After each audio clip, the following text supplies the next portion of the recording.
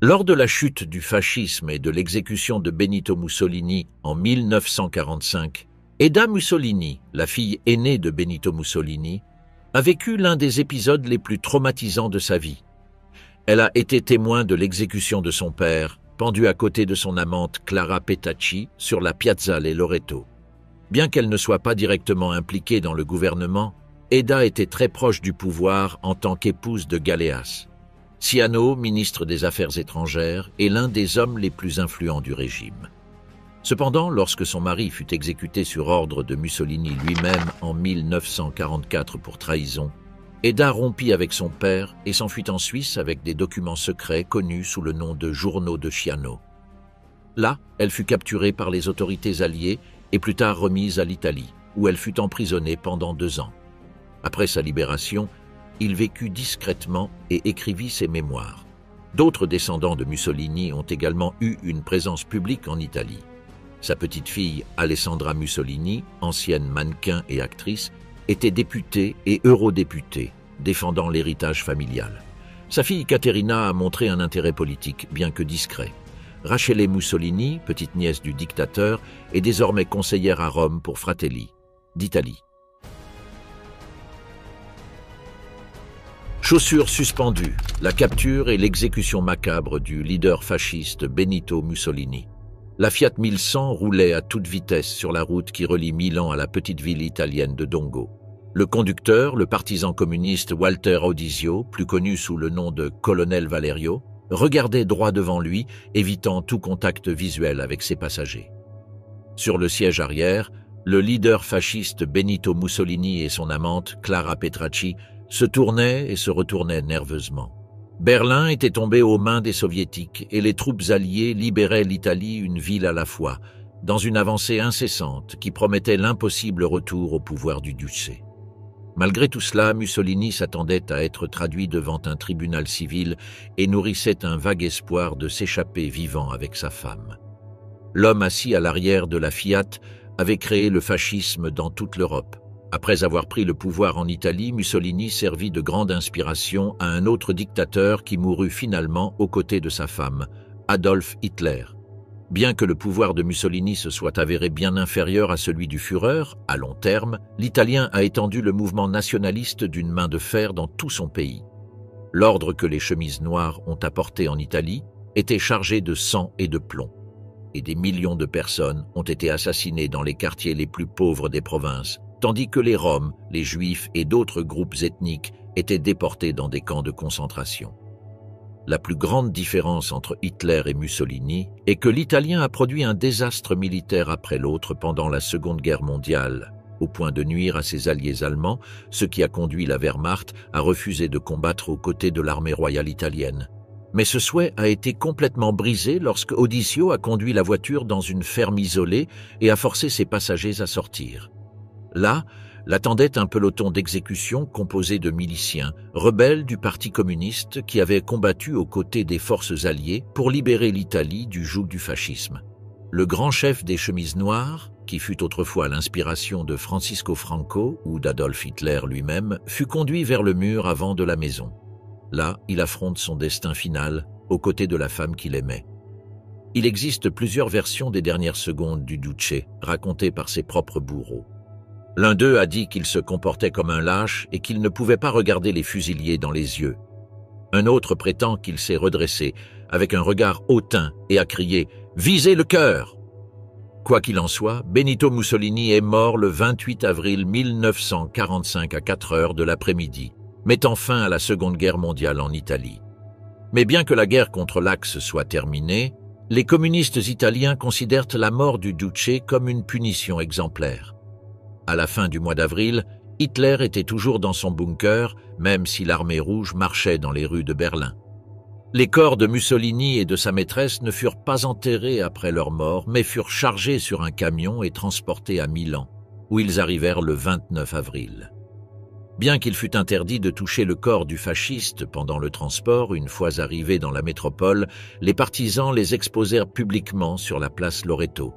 Là, les restes de Mussolini et Petacci furent soumis à toutes sortes d'abus, de la part d'une foule pleine de haine, des partisans communistes, de la police et même des pompiers de Milan.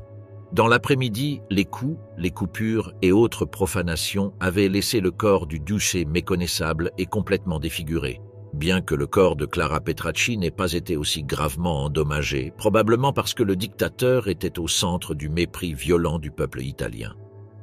En guise de vengeance, les communistes ont pendu les corps la tête en bas dans une station-service.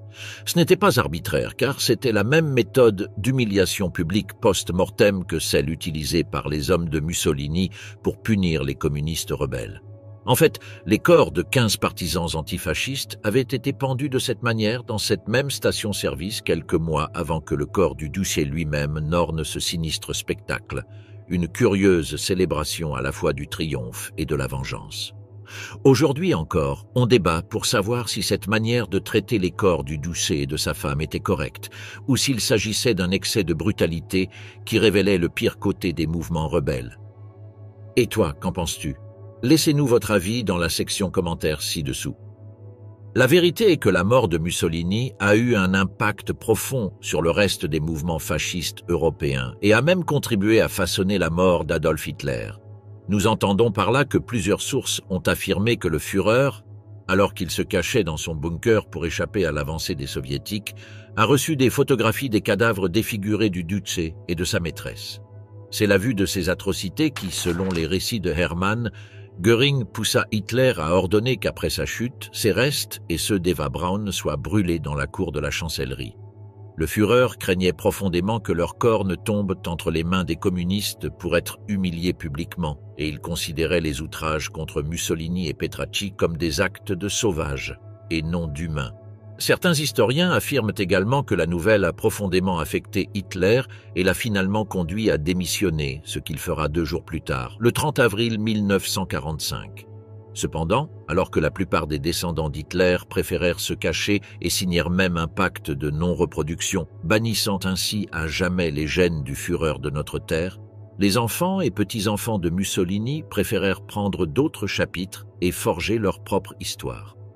Une saga qui comprend des chefs d'orchestre, des pianistes de jazz et des critiques de cinéma, mais dont les enfants ont donné naissance aux politiciens d'extrême droite italiens actuellement au pouvoir. La famille Axe, à la recherche des héritiers de Benito Mussolini. Rachel et Benito ne se marièrent qu'en 1916, en union civile, alors qu'ils avaient déjà eu leurs 2 premiers enfants, Eda et Vittorio, qui était un pilote de guerre, aventurier et plus tard producteur de cinéma qui passa une partie de sa vie en Argentine avant de revenir plus tard, fortement impliqué dans les studios Cinecittà en Italie. Bruno Mussolini, le 3e fils, était également aviateur et mourut en 1941, alors qu'il commandait un escadron pendant la Seconde Guerre mondiale. Son père a présidé les funérailles. Le suivant fut Romano, venu au monde en 1927, à l'apogée du régime de Mussolini. Il était peut-être le plus artistique de tous et se consacra à être chanteur, trompettiste et pianiste dans un groupe de jazz. Il n'avait aucun lien politique avec le fascisme et en 1962, il a joué dans un mariage très médiatisé avec Anna Maria Cicolone, plus connue comme la sœur de Sofia Loren, la mégastar italienne, qui était déjà une icône mondiale avec un Oscar à son actif pour son rôle principal dans le sensationnel 2 femmes de Vittorio De Sica. De cette union est née Alessandra Mussolini, qui a connu une popularité notable dans les années 1990 et a été liée au tout aussi controversé leader de droite Silvio Berlusconi. Romano se sépare et se remarie en 1975 avec une autre actrice avec laquelle il a eu Rachele Mussolini, une jeune femme si belle qu'elle a reçu le titre de Miss Italie et qui est actuellement conseillère au conseil municipal de Rome pour le parti de Giorgia. Meloni. La plus jeune des filles de Mussolini était Anna Maria, la seule qui était avec sa mère lorsqu'ils furent informés du meurtre brutal du duce par les partisans, en avril 1945. Ils se réfugiaient près du lac de Côme. Ils furent arrêtés et enfermés pendant 3 ans sur l'île d'Ischia. Également bohème, elle se consacre à la diffusion musicale et épouse le présentateur de télévision Giuseppe Negri. Il est mort jeune, en 1966, et avait 2 filles, dont l'une, Eda Negri Mussolini, était mère de Germano à Rimini et a écrit une merveilleuse biographie sur sa grand-mère, Donna Rachele, appelée Mia Nonna. la vie d'une femme floue dans l'histoire, mais fragment de la mémoire d'une Europe en guerre. On ne sait pas si la dynastie s'arrête là, mais ce qui est sûr, c'est que les personnalités diverses et quelque peu histrioniques des descendants de Mussolini promettent de continuer sur les traces de leur père et de leur grand-père, puisque Caio, l'arrière-petit-fils du Duce et fils de Vittorio Mussolini, s'est également impliqué dans la politique italienne à droite traditionnaliste. À l'heure actuelle, le seul autre arrière-petit-fils qui profite de la vie publique est Romano Benito Fioriani Mussolini, le fils d'Alessandra, qui n'a aucun lien direct avec la politique mais a joué au football pour la Lazio, le club sportif de Rome aux profondes racines fascistes. La continuité du mal, l'histoire de Rachele Mussolini, la petite fille de Mussolini qui a inspiré Meloni. Fille du musicien Romano Mussolini et de sa seconde épouse, l'actrice Carla Puccini, Rachele Mussolini est née il y a 5 décennies à Rome et selon elle, son père lui a appris la tolérance, la gentillesse et la lutte contre les préjugés. Romano voulait laisser derrière lui l'héritage de son père et avait même honte de voir le salut fasciste en public. Des préjugés, Rachele l'a expliqué à plusieurs reprises, qu'elle-même a vécu en raison du fait qu'elle portait un nom de famille lié à un chapitre sombre de l'histoire du monde. Depuis plus de 20 ans, elle est liée à l'action politique de l'extrême droite en Italie, d'abord lorsque Rachele rejoint le parti Alliance Nationale, une organisation post-fasciste dirigée par Gianfranco Fini, puis lorsqu'elle est rebaptisée Frères d'Italie sous la direction implacable de l'actuel Premier ministre italien Giorgia Meloni, en tant que refondatrice du mouvement en 2012. En 2016, elle a officiellement rejoint le groupe politique d'extrême droite, devenant membre du conseil municipal de Rome, et en 2021, elle est devenue la politicienne la plus votée au sein des Frères d'Italie. Elle s'est définie comme modérée, centriste et pas aussi à droite que la dirigeante Giorgia Meloni et son parti, au point que cela a généré plusieurs tensions internes. Rachele a publiquement défendu l'idée d'une famille progressiste et laïque en opposition à la vision catholique, conservatrice et traditionnaliste d'une partie de son parti, même si elle la respecte. Ces tensions ont finalement conduit Rachele Mussolini à quitter le parti de Meloni en 2024, justifiant son départ auprès de ses collègues du parti par des raisons personnelles et une sensibilité politique, tout en déclarant aux médias qu'elle souhaitait s'engager sur une nouvelle voie qui lui soit propre. La vérité est que, même si elle ne renonce pas à son nom de famille, Rachele a attiré l'attention par sa modération malgré sa tradition politique, allant même jusqu'à prendre position pour la communauté LGBT face aux attaques qu'elle a subies lors de la présentation des Jeux olympiques de Paris. La modération de Rachele Mussolini a également été marquée par son départ du parti d'extrême droite géorgien Frères d'Italie. Meloni se tourne vers le projet européiste Forza Italia d'Antonio Tajani, un parti beaucoup plus centriste qui associe le libéralisme à la démocratie chrétienne. Les électeurs de droite ont remis en question la décision de Mussolini d'atténuer ses discours, contrairement à ce qu'a fait sa demi-sœur Alessandra, qui considérait la droite modérée comme un problème pour le pays. Pourtant, son nom de famille ne laisse personne indifférent. L'héritage du Duce est un drapeau en soi en Italie, et il semble que ces petites filles ne puissent échapper à leur héritage fasciste, même si elles le combattent sans trop d'efforts. Sa perspective progressiste semble parfois forcée, et certains journalistes politiques ont affirmé que la petite fille de Mussolini cherche un rôle plus important et rêve même de défier Meloni pour le pouvoir, plutôt que d'occuper une position mineure dans son parti. Peut-être que ce nom résonnera à nouveau fort dans le monde à venir. La reine du fascisme, l'incroyable histoire de Alessandra Mussolini, diva et figure de proue de la droite italienne. Romaine de naissance et d'éducation, Alessandra Mussolini est née d'une union improbable entre les forces politiques les plus sombres et les stars de cinéma les plus brillantes de l'histoire italienne. Son père était Romano, le 4e fils de Benito Mussolini, et sa mère, Anna Maria, est la sœur de Sofia Loren, l'une des actrices italiennes les plus appréciées et une icône d'Hollywood dans les années 1950 et 1960. Elle est la demi-sœur aînée de Rachele Mussolini, et bien que sa carrière soit moins connue, Alessandra a également développé une carrière dans la politique italienne. L'histoire sinueuse de la vie d'Alessandra est le reflet de ses origines excentriques. Au début, il fait ses premières apparitions sur grand écran avec l'aide de sa tante Sofia. Elle s'installe ensuite brièvement à Los Angeles et joue quelques seconds rôles dans plusieurs productions cinématographiques, dont un drame d'époque nominé aux Oscars intitulé A Special Day, sorti en 1977. Dans les années 1980, la jeune Mussolini est déjà considérée comme une beauté et pose pour le magazine pour adultes Playboy, et s'aventure même dans la musique, mais pas dans le monde du jazz que son père habitait, sortant à la place son propre album pop intitulé Amore, qui n'a pas triomphé en Occident, mais incroyablement, est devenu un classique culte au Japon. Au cours de la décennie suivante, il abandonne cependant le monde du spectacle et décide de mettre son nom de famille au service de la politique. Représentant Naples, la ville de sa mère, Alessandra Mussolini s'est présentée aux élections législatives en tant que membre du mouvement social néofasciste en 1992, la même année qu'une adolescente. Giorgia Meloni a rejoint le même parti. À ce moment-là, tous les médias de télévision et de presse écrite se sont précipités pour interviewer la femme sur les raisons pour lesquelles elle s'était engagée en politique.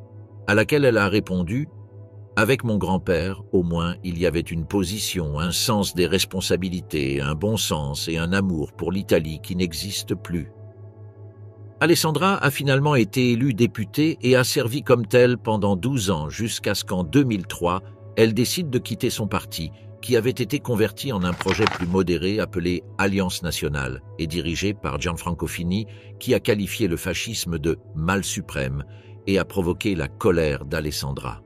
Incroyablement, des années plus tard, sa demi-sœur Rachele ferait le contraire. En 2004, Alessandra est devenue la première femme italienne à avoir son propre parti politique lorsqu'elle a fondé un nouveau parti nationaliste, appelé Libertà di Scelta, qui signifie liberté de choix, qui sera plus tard rebaptisé Azione Sociale, qui, avec d'autres partis nationalistes, a formé une coalition appelée Alternative Sociale. En 2004, lors de la 6e législature du Parlement européen, la coalition a obtenu 1,2% des voix italiennes, ce qui lui a permis de devenir députée au Parlement européen. En 2008, Mussolini s'est allié au Magna et Premier ministre Silvio Berlusconi a rejoint son parti comme députée et est devenue sénatrice et députée européenne, poste qu'elle a occupé jusqu'en 2019 avant de se retirer définitivement de la politique en 2020. Tout au long de sa carrière politique, Alessandra Mussolini a été une fervente défenseur du nationalisme italien et une sorte de garde du corps de la réputation de son grand-père. Cependant, Alessandra a également une longue liste de scandales et de controverses à son actif. Son explosion la plus infâme à ce jour a eu lieu lors d'un débat avec Vladimir Luxuria, le premier homme politique transgenre d'Italie, lors d'une émission de télévision de fin de soirée en 2006, au cours de laquelle Mussolini a fait sa célèbre déclaration homophobe. Ce geste lui a valu le soutien de la droite, mais aussi d'immenses critiques de la part de larges secteurs de la société. Un autre problème récurrent était sa revendication de l'héritage familial, en plus de son refus prolongé et belliqueux de se distancer de son nom de famille, ce qui frise l'illégalité puisque l'Italie interdit l'éloge public du fascisme, y compris l'éloge des symboles ou des noms liés à cette période historique, et a été une source de grand opprobre public. Au fil des années, Alessandra a signé des photos de son grand-père, exigé que la presse fasse preuve de respect envers son grand-père, et insulté sur les réseaux sociaux diverses personnalités qui s'exprimaient contre le fascisme. La plus retentissante étant la fois où elle a insulté l'acteur américain Jim Carrey après avoir tweeté un dessin du cadavre de Benito Mussolini suspendu la tête en bas. Bien sûr, Alessandra ne célèbre pas la journée de libération antifasciste en Italie et elle s'est toujours prononcée contre la communauté LGBT, affirmant même qu'elle trouvait l'idée qu'un enfant voit 2 hommes se rouler dans son lit horrible, comme elle l'a mentionné dans une émission de télévision en 2016. Cependant, ses positions sur le sujet ont également évolué tout au long de sa carrière. Le dévouement servile de la politicienne de droite à la défense de l'honneur de son grand-père allait même jusqu'à affirmer qu'elle ne détestait pas les homosexuels, bien qu'elle en ait exilé des milliers dans les îles Trémiti, au large des côtes des Pouilles. Dans une interview, interrogée à ce sujet, Alessandra a répondu « Ma famille avait beaucoup d'amis homosexuels. Je ne nie pas les exilés, mais dépeindre la famille Mussolini comme homophobe est une erreur. » Cependant, cette perspective flexible s'est rapprochée du progressisme après avoir quitté la politique. Après des décennies dans les tranchées de la soi-disant bataille culturelle contre le progressisme, défendant farouchement les valeurs ultra-conservatrices, Alessandra Mussolini a décidé de changer de camp et a été vue dans une séance photo agitant le drapeau arc-en-ciel de la communauté LGBTQ+. Ces dernières années, en tant que civil, l'ancien partisan de la ligne dure néofasciste s'est habillé aux couleurs de la Gay Pride, a défendu les personnes trans et non-binaires et a même appelé à une plus grande fluidité des genres dans les institutions italiennes, ce qui va complètement à l'encontre de la ligne du Premier ministre Meloni. Cela a bien sûr provoqué une profonde rupture avec le Premier ministre italien qui, après ce qu'elle considérait comme une trahison des petites filles de Mussolini, a décidé de rompre tous les liens personnels et politiques. Aujourd'hui, Alessandra Mussolini est à l'avant-garde des militants, qui s'opposent directement à l'approche adoptée par le gouvernement nationaliste de Meloni, qui a pris des mesures pour rendre la vie plus difficile à certaines personnes LGBTQ vivant en Italie. Par exemple, lorsque les procureurs italiens ont tenté de retirer les certificats de naissance des enfants de familles homosexuelles en 2023, Alessandra a exhorté le Parlement européen à intervenir. « Nous devons défendre les enfants contre tout et tous », a-t-il soutenu, demandant que les certificats de naissance soient reconnus quelle que soit la manière dont les enfants en question ont été conçus. Il a également déploré la décision du gouvernement italien, la qualifiant d'indigne d'un pays civilisé. Début 2024, Alessandra s'est publiquement opposée à Meloni, se plaignant que les passeports des députés européens ne comportaient que les options hommes et femmes. Le changement d'idéologie à 180 degrés opéré par la petite fille de Mussolini a attiré l'attention, non seulement parce qu'elle est en désaccord avec son parti politique, mais parce que son changement d'opinion contraste avec les tendances plus larges parmi les conservateurs du monde entier, qui ont commencé à adopter des attitudes plus violemment hostiles envers les homosexuels, en particulier aux États-Unis et dans certains pays de l'Union européenne. Dans le même temps, la femme puissante qui apparaissait à la une des journaux avec un t-shirt sur lequel était écrit « Ramenez mon grand-père », en référence au duce Benito Mussolini, semble être devenue une chose du passé. Cependant, le changement radical a été expliqué par la femme par sa relation avec ses propres enfants, qui sont beaucoup plus progressistes mais maintiennent un profil très bas. En discutant avec mes enfants, j'ai compris que pour eux, l'orientation sexuelle n'est même pas un problème. C'est comme mettre une robe que l'on peut changer et personne ne se soucie de son apparence. Alors qu'Alessandra, comme Rachele, a déçu l'extrême droite italienne, il y a toujours un Mussolini qui peut porter le drapeau du Duce, un arrière-petit-fils perdu en Amérique latine qui a décidé de retourner en Italie pour renouveler ses vœux avec le fascisme. L'avenir néofasciste, Caio Mussolini, le dernier héritier du Duce, le nom de famille Il Duce, est une marque indélébile pour les nostalgiques du régime et les nouveaux militants ultranationalistes italiens. Et le mot Mussolini, comme le montrent les histoires de Rachele et d'Alessandra, est une marque personnelle qui garantit, au moins, une place dans la politique contemporaine. Il n'est donc pas surprenant qu'un arrière-petit-fils du dictateur, né en Argentine et élevé au Venezuela, veuille porter ses opinions autoritaires et antidémocratiques au Parlement européen. Caio Giulio Cesare Mussolini, qui s'est présenté publiquement comme candidat à Fratelli d'Italia, le parti d'extrême droite dirigé par Meloni, pour les élections au Parlement européen du 26 mai 2019. C'est l'ascension vers la gloire de Caio, qui a 50 ans, décide d'entrer en politique pour la première fois de sa vie. Cependant, Caio a mentionné à plusieurs reprises qu'il n'était pas particulièrement fier de son nom de famille. Dans plusieurs interviews, il a mentionné « En Italie, quand j'appelle un restaurant pour réserver une table et qu'on me demande mon nom, parfois on raccroche. D'autres fois, on me rappelle et on me demande « Êtes-vous de la famille ?» Mais ce qui avait été un fardeau pendant de nombreuses années a fini par devenir un ticket gagnant pour Strasbourg, la ville française où se trouve le Parlement européen. Caio a une longue lignée d'Argentins dans sa famille. Son grand-père, Vittorio Mussolini, deuxième fils du Duce Benito et de Rachele Guidi, s'est exilé à Buenos Aires après la chute du régime allié aux nazis d'Adolf Hitler. Il était déjà marié à Orsola Buvoli, née à Buenos Aires en 1914 et qu'il rencontre à Rome en 1937. Ils ont 2 enfants, Guido et Adria.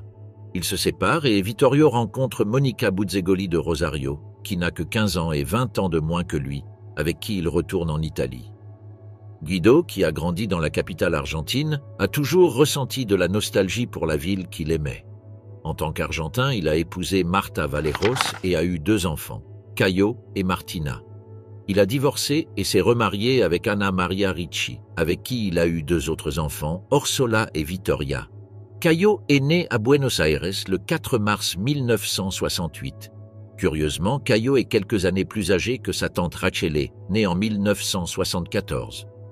À l'âge adulte, Caio Mussolini vivait à Abu Dhabi, aux Émirats arabes unis, d'où il dirigeait le bureau du Moyen-Orient du plus grand entrepreneur de défense italien, Finmeccanica, qui construit de tout, des hélicoptères aux avions d'entraînement et des trains aux satellites. Un journaliste qui lui a rendu visite a décrit le lieu et a mentionné qu'il n'y avait aucune référence au Duce. Bien que parmi les photographies en noir et blanc encadrées sur les murs, on pouvait voir une photographie de Vittorio, le grand-père de Caio et le fils de Benito. Il y avait aussi une photographie d'un bombardier Kantz 1007 que Vittorio a piloté pendant son service dans l'armée de l'air italienne pendant la Seconde Guerre mondiale, accompagné d'un modèle du même avion qu'il a trouvé par hasard dans un magasin de jouets en Italie. Caio n'a jamais fait de déclaration proche de la politique de son arrière-grand-père, mais il s'identifie complètement à son grand-père Vittorio, dont il raconte ce souvenir. Il s'était réfugié dans une église et s'était déguisé en moine pour échapper à la colère des partisans. Ma grand-mère, avec mon père, qui avait environ 8 ans, et ses sœurs sont allées lui rendre visite. Quand mon père a vu Vittorio, il s'est mis à crier « Papa, papa !» Ma grand-mère l'a giflé et a dit « Non, ce n'est pas papa, c'est un père de l'église !» Vous imaginez bien qu'ils auraient pu le tuer s'ils avaient entendu ça. Vittorio s'est retrouvé à Buenos Aires où il a ouvert plusieurs restaurants italiens avec son fils. En 1978, pendant la dictature argentine, Guido a déménagé avec toute sa famille au Venezuela. À l'époque, c'était le pays le plus riche de la région. Caio avait 10 ans. À ce propos, il a déclaré « J'étais heureux de ce départ. Personne ne m'a jugé sur mon nom de famille. J'étais détendu, ils ne m'ont pas dérangé. J'ai un lien fort avec le Venezuela. C'est un pays que j'aime, c'est là que j'ai étudié. J'ai encore beaucoup d'amis et je parle mieux l'espagnol que l'italien. C'était un endroit formidable pour grandir, mais les choses ont changé maintenant, malheureusement. Bien sûr, il est un grand opposant au régime de Maduro.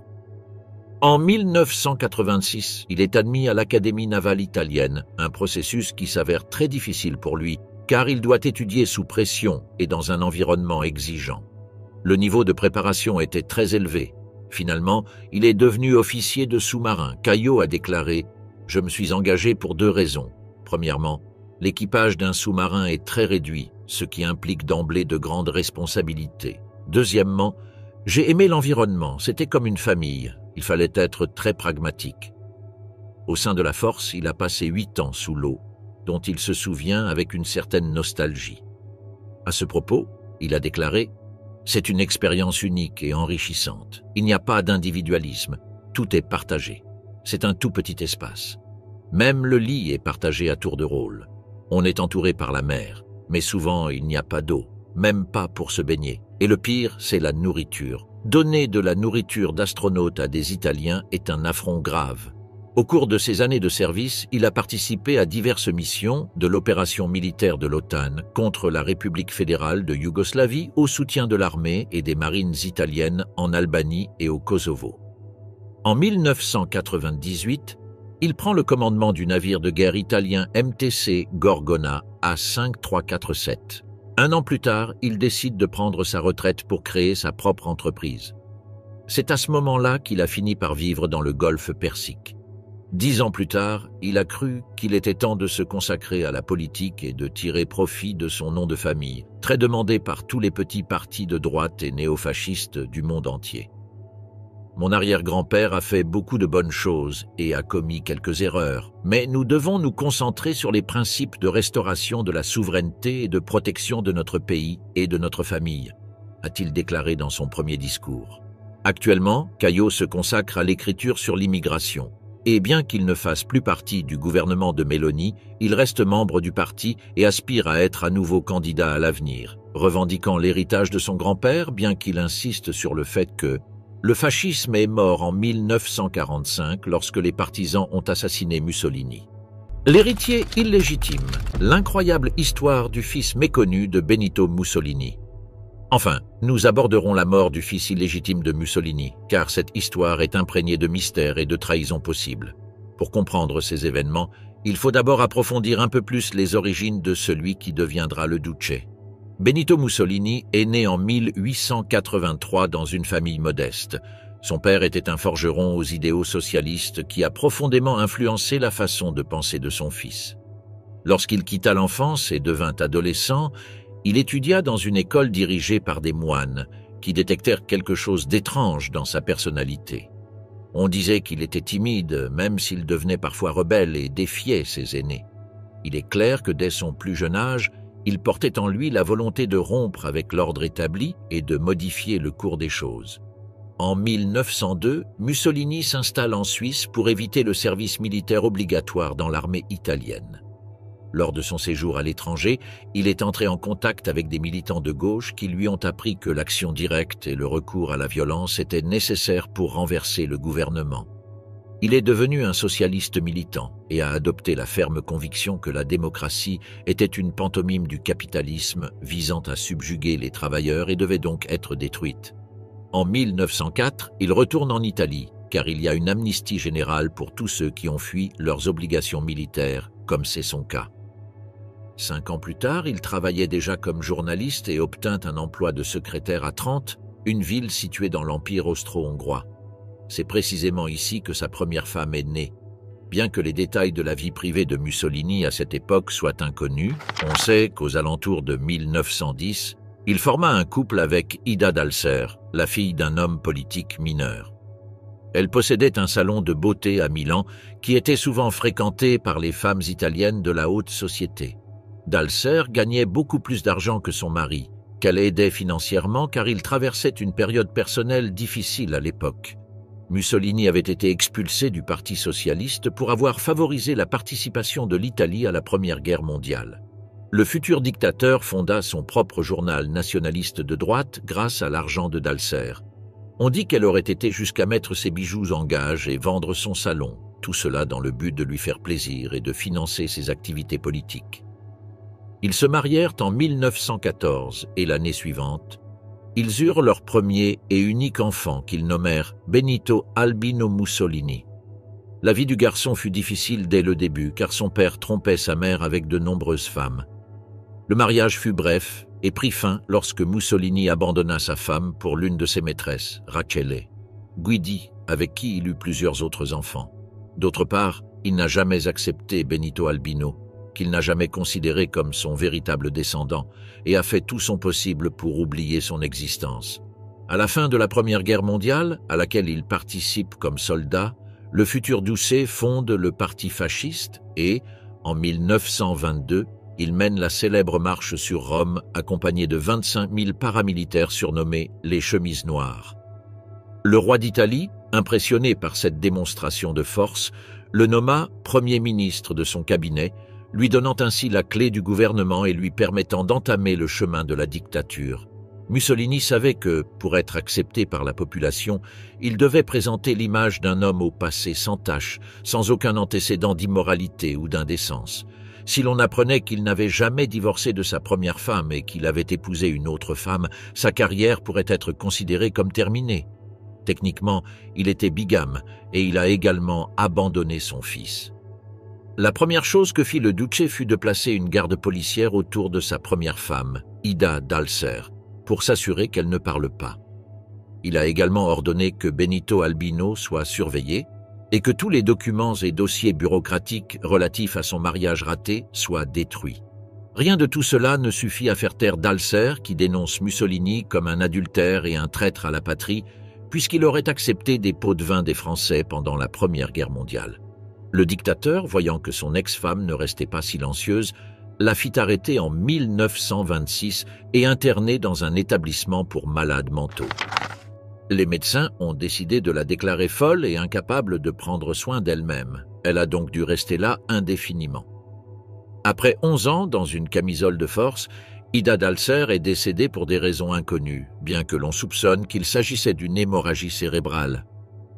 Quant au fils illégitime du Duce, les officiers fascistes l'informèrent que sa mère était morte dès son arrestation et l'envoyèrent dans un orphelinat. À l'âge de 15 ans, il fut adopté par un ancien chef de police de la ville de Sopramonte, qui avait de profondes sympathies pour le régime de Mussolini.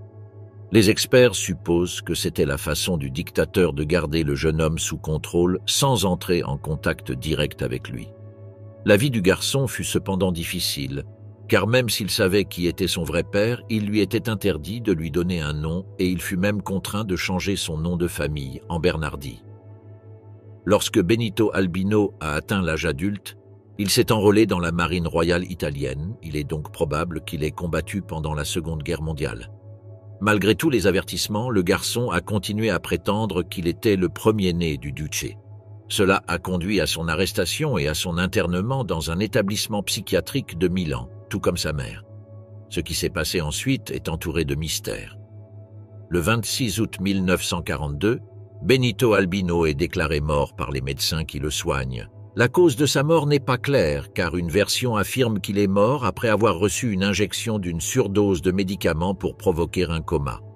Selon d'autres sources, le personnel de l'hôpital serait allé trop loin en lui administrant une thérapie par électrochoc pour tenter de guérir ses prétendues hallucinations selon lesquelles il serait le fils de Mussolini. Même si dans les deux cas, cela aurait pu être une erreur fatale de la part des médecins, la vérité est que son père a cherché à la faire taire à tout prix. Bien qu'il soit impossible de le savoir avec certitude, car il n'existe aucun document pour le confirmer, il est fort probable que la mort de Benito Albino soit un assassinat ordonné par le Duce lui-même. La mort du premier-né, la tragédie de Yakov Djougachvili, le fils de Staline. Le 16 juillet 1941, le groupe d'armées centre de la Wehrmacht attaque l'armée rouge à Smolensk, au cœur du front oriental de l'opération massive Barbarossa d'Adolf Hitler pour conquérir l'Union soviétique. Le début des combats fut brutal et les soldats soviétiques se jetèrent sous les balles allemandes, car leur chef, Joseph Staline, avait ordonné qu'aucun homme ne se rende. Au début de la campagne, les Allemands réussirent à progresser à travers Smolensk et des centaines de prisonniers furent comptés parmi les victimes de l'armée rouge. Mais un soldat en particulier a retenu l'attention des officiers nazis. Il avait arraché son badge de son uniforme, contrairement à ses camarades. Après l'avoir emmené dans un camp de prisonniers de guerre, les services de renseignement nazis ont commencé à enquêter sur le soldat soviétique anonyme jusqu'à ce qu'un de ses co-détenus révèle son identité. Il s'agissait de Yakov Djougachvili, le fils aîné de Joseph lui-même, Vissarionovitch Djougachvili, mieux connu sous le nom de Staline. À leur insu, la Wehrmacht avait capturé l'héritier mâle de leur plus grand ennemi. Jacob Djougachvili a passé plus de 2 ans entre les mains des nazis, jusqu'à ce qu'il soit retrouvé mort derrière les barbelés d'un camp de concentration. Le 14 avril 1943, le corps de Yakov a été retrouvé. Djougachvili a été retrouvé pendu aux clôtures électriques du camp de concentration de Sachsenhausen, où, en raison de son importance, il avait été placé avec des officiers britanniques de haut rang et des prisonniers politiques. Le fils de Staline ne s'entendait pas avec ses compagnons de cellule, et il existe de nombreuses versions entourant sa mort.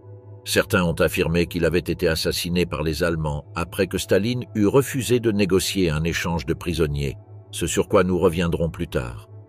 D'autres ont soutenu qu'il s'agissait d'un suicide, ce qui est l'une des théories les plus soutenues et les plus crédibles au fil du temps.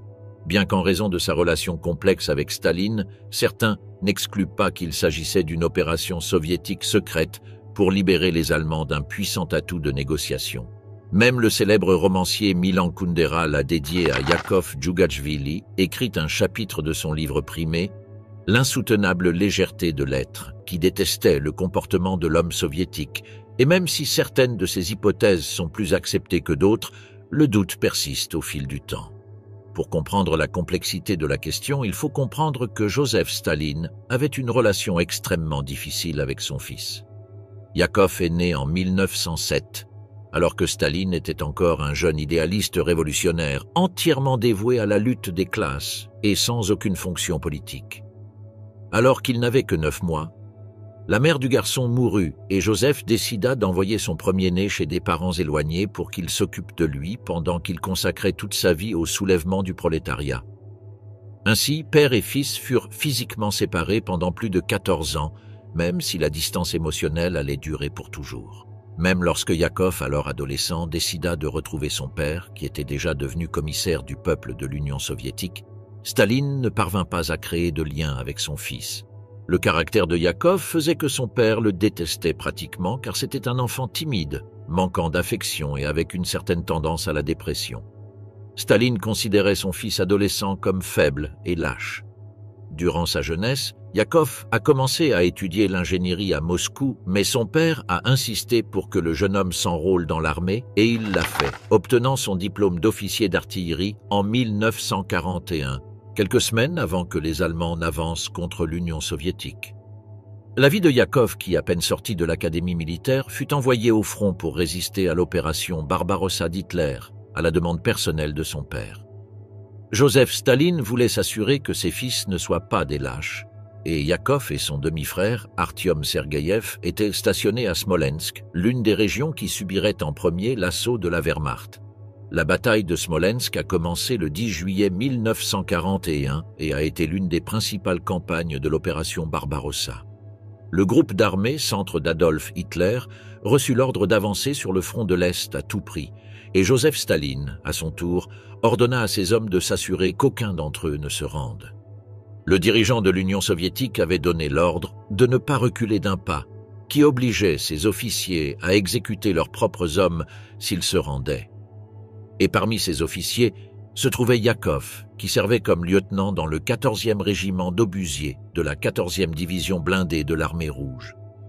Le fils de Staline dirigea ses hommes pendant les premiers jours de combat, qui furent les pires pour les soviétiques. Cependant, en une semaine, la position de Yakov fut submergée par les forces ennemies et ses hommes furent tués ou capturés.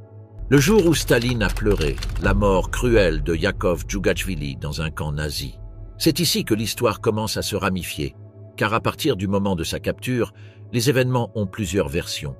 Certains prétendent que Yakov a refusé l'ordre de Staline et s'est rendu à l'ennemi avec ses hommes, tandis qu'un autre récit affirme que pendant que ses hommes fuyaient, Yakov est resté à son poste, criant « Je suis le fils de Staline, et je ne permettrai pas à mes hommes de se rendre ». Cette dernière version a été prise comme la version officielle, bien que cela soit contredit par le fait que son identité n'a été confirmée que quelques jours plus tard par les Allemands et qu'il avait lui-même arraché l'identification de son uniforme. Une semaine plus tard, le Troisième Reich annonça officiellement la capture du « fils de Staline », une nouvelle qui ne plut pas aux dirigeants de l'Union soviétique.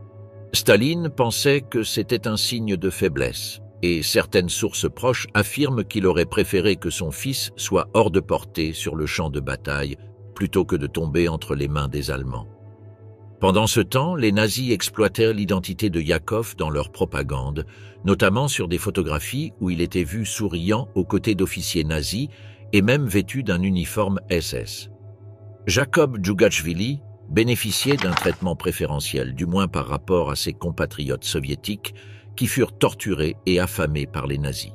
Le fils de Staline fut envoyé à Sachsenhausen, un camp de concentration dédié aux prisonniers politiques et aux prisonniers de guerre de haut rang, en particulier aux officiers britanniques.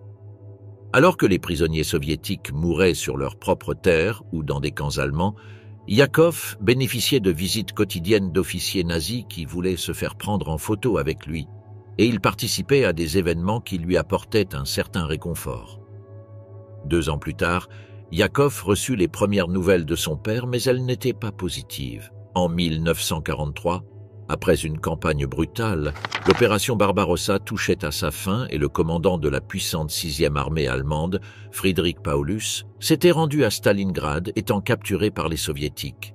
Adolf Hitler voulait récupérer Paulus. Il envoya donc à Staline une proposition de négociation, son fils en échange du général de la Wehrmacht. Mais Staline a rejeté cette offre. Selon le ministre soviétique des Affaires étrangères Vyacheslav Molotov, Staline aurait déclaré que la vie de Paulus ne valait pas celle d'un prisonnier et aurait affirmé que tous les soldats soviétiques prisonniers étaient ses fils. Quelque temps plus tard, Hitler fit une autre offre. La libération de Yakov en échange de celle de Léo Raubal, le neveu du Führer, mais Staline la rejeta à nouveau. Bien que l'on dise que Staline détestait son fils, il existe une légende selon laquelle il aurait orchestré à 2 reprises des missions de sauvetage ratées pour récupérer Yakov, bien qu'au-delà du fait qu'elles auraient eu lieu, on ne sait rien de la façon dont elles se sont produites. Ce que l'on sait, et qui fait encore l'objet de débats, c'est que le 14 avril 1943, Yakov Djougachvili, fils du plus grand dirigeant du Parti communiste, a été retrouvé mort, pendu aux clôtures électriques du camp de Sachsenhausen. Le corps présentait également des blessures par balle. On pensait donc qu'il avait été abattu par les Allemands lors d'une tentative d'évasion. Mais comme nous l'avons mentionné au début, les possibilités et les hypothèses entourant la mort de Yakov n'ont jamais été entièrement claires. L'hypothèse principale est qu'il s'est écarté, car, rejeté par son père à l'adolescence, Yakov avait montré des signes de tendance, ce qui a conduit les historiens à croire qu'après que Staline ait refusé de l'échanger contre des prisonniers allemands, Yakov aurait intentionnellement couru vers la clôture pour être tué. Il existe cependant d'autres théories, comme celle qui prétend que Yakov aurait couru vers les clôtures électriques après une violente dispute avec ses compagnons de captivité britanniques, qui le détestaient particulièrement. Cette hypothèse se reflète dans les documents officiels que les Alliés ont récupérés du camp de concentration et qu'ils n'ont montrés aux Soviétiques que des décennies plus tard. Bien sûr, une autre théorie, moins répandue, propose qu'il ait été assassiné par les Allemands pour se venger de l'obstination de Staline et de la défaite en URSS. Le plus étrange est que, bien que tout semble indiquer que Staline détestait son fils aîné, certaines sources anonymes ont mentionné qu'en apprenant la mort de Yakov, Staline a regardé une photo de son fils et a pleuré, tout en disant qu'il avait été un vrai homme et que le destin l'avait traité injustement. Peut-être que le dirigeant soviétique lui a témoigné dans la mort le respect que Yakov n'avait jamais eu de son vivant. En 1977, Yakov a reçu un honneur posthume et un petit monument a été érigé à Smolensk, à l'endroit qu'il a défendu jusqu'à sa capture par les nazis. Héritier de Joseph Staline. Staline était un homme avec une vie de famille très complexe. Bien que l'on sache qu'il venait d'un foyer où son père exerçait une terrible violence physique et psychologique sur tous les membres de la famille, personne ne peut être sûr que ce soit la raison pour laquelle Staline montrerait plus tard un si grand détachement émotionnel envers sa propre progéniture. Le dirigeant soviétique avait 2 épouses, 3 de ses propres enfants et un enfant adopté. Ses descendants avaient des sentiments différents à l'égard de leurs parents controversés. Certains étaient fiers de leur relation, tandis que d'autres essayaient de la cacher. Joseph Djougachvili, comme Staline était connu avant d'adopter son célèbre pseudonyme, était très proche de sa mère, une femme qui l'entourait d'amour, travaillait dur pour soutenir son fils et voulait qu'il devienne prêtre. Son père était un gros buveur et battait souvent son fils et sa femme. Cependant, comme nous l'avons déjà mentionné en parlant de la vie et du terrible destin de Yakov, le premier-né de Staline, la première histoire d'amour du dictateur communiste a été marquée par la tragédie et l'impuissance. Bien que l'histoire de Yakov soit vraiment la plus intéressante des descendants du dirigeant brutal et légendaire de l'Union soviétique, la vérité est que son premier-né et le reste de ses enfants ont également laissé leurs propres descendants ou histoires à raconter. Yakov a eu 3 enfants de 3 femmes différentes.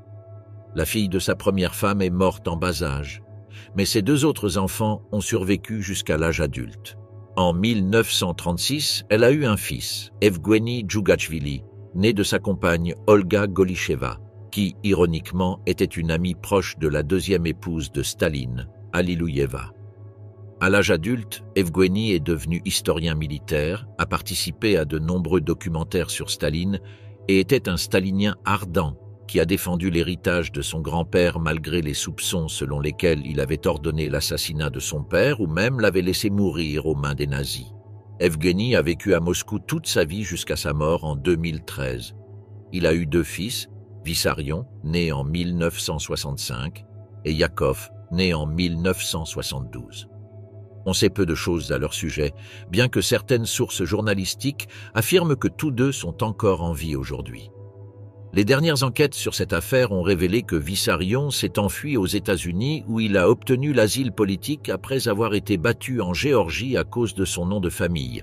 Yakov est un artiste vivant en Géorgie, le joyau du Caucase, En 2006, Yakov a demandé à Vladimir Poutine d'enquêter sur les circonstances de la mort de son arrière-grand-père, car il pensait que Staline avait été assassiné par ses opposants politiques.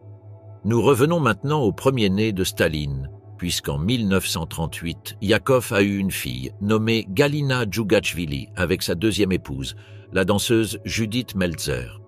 Galina est devenue linguiste et experte en littérature algérienne et a épousé un citoyen algérien, Hussein Ben Saad, un fonctionnaire de l'ONU. Galina a écrit un mémoire sur sa famille intitulé « La petite fille du leader », dans lequel elle explore l'héritage du nom de famille Djougachvili dans un monde post-mur de Berlin.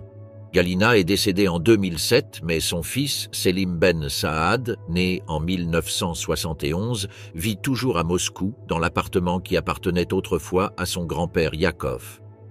Petits-enfants légitimes, l'histoire des enfants de Vassili et Svetlana Djougachvili. En 1918, Staline, âgé de 40 ans, épousa la fille d'un autre révolutionnaire, Nadejda. Alilouyeva, 17 ans, avec qui il a eu 2 enfants. Vassili, né en 1921, et Svetlana, née en 1926. Les relations entre le leader communiste et Nadejda étaient très turbulentes, et en 1932, la femme de Staline quitta la scène. Cela a bien sûr eu un impact sur la vie des enfants. Même enfant, Vassili était connu pour sa nature enjouée et ses mauvaises notes scolaires. La mort de sa mère a représenté un grand changement dans sa vie. À partir de ce moment, Joseph Staline a cessé de rendre visite à ses enfants. Seul la nounou et le chef de la sécurité de Staline s'occupaient de Vassili et de sa sœur Svetlana. Un officier, Sergueï Efimov, a été chargé de surveiller en permanence les 2 enfants qui connaissaient mieux les couloirs du KGB que ceux de leur propre maison. Staline recevait non seulement des rapports de surveillance d'Efimov, mais aussi des rapports de Vassili, dans lesquels le fils de Staline justifiait ses farces ou faisait des rapports sur ses soignants. À l'âge de 17 ans, Vassili exprima son désir d'intégrer la principale école d'aviation militaire de l'Union soviétique, située à Kacha. Il fut admis grâce à l'intervention directe de l'État, car les notes de Vassili étaient inacceptables, et au début, le fils de Staline reçut même un traitement spécial, comme une chambre individuelle, des repas dans le carré ou des permis de repos hebdomadaires. Mais son père intervint personnellement et Vassili perdit tous ses privilèges. En tant qu'officier de l'armée rouge, Vassili gravit rapidement les échelons. Au début de la Seconde Guerre mondiale, il est inspecteur de l'armée de l'air au commandement général. En décembre 1941, il est major et après quelques mois, il est promu colonel. Durant la guerre, il participa à 26 escarmouches aériennes et abattit 2 avions ennemis. À la fin de la guerre, il était général, commandant de la division aérienne. Il fut promu général de division en 1946, lieutenant général en 1947 et commandant de l'armée de l'air du district militaire de Moscou en 1948.